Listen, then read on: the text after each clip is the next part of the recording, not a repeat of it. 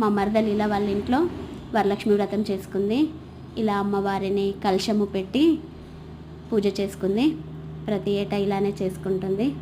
అయ్యగారు ఏం రారు, కానీ తనే బుక్లో చూసి మంత్రాలు అవి చదువుకొని పూజ చేస్తుంది. చూడండి అమ్మవారిని ఎంత బాగా అలంకరించిందో.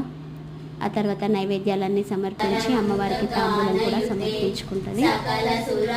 మేము ఇలా ఇద్దరం కూర్చొని కనకదార స్తోత్రము, లక్ష్మీ అష్టోత్తరం, ఆ తర్వాత లలిత పారాయణం చేశాము.